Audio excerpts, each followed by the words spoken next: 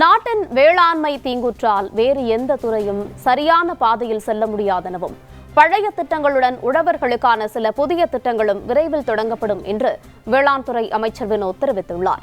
வேளாண் வரவு செலவு அறிக்கையை ஒப்படைத்து சட்டப்பேரவையில் உரையாற்றிய அமைச்சர் வினோத் அடுத்த 5 ஆண்டுகளில் 131 மெட்ரிக் டன் உணவு உற்பத்தி செய்ய இலக்கு நிர்ணயிக்கப்பட்டுள்ளது எனவும் மண்வள பாதுகாப்பிற்கான 5 ஆண்டு திட்டத்திற்கு 600 கோடி ரூபாய் நிதி ஒதுக்கப்பட்டுள்ளது எனவும் கூறினார்.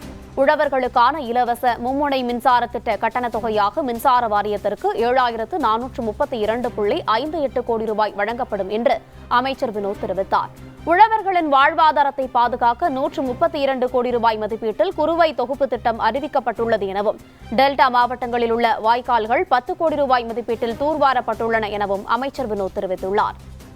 மக்களுக்கான உணவு பாதுகாப்பை உறுதி செய்திடும் வகையில் 5 ஆண்டுகளில் 131 லட்சம் மெட்ரிக் டன் உணவு தானிய உற்பத்தி அடைய இலக்கு நிர்ணயிக்கப்பட்டுள்ள நிலையில் 2026-27 ஆண்டிற்கு 125 லட்சம் மெட்ரிக் டனாக இலக்கு நிர்ணயிக்கப்பட்டுள்ளது.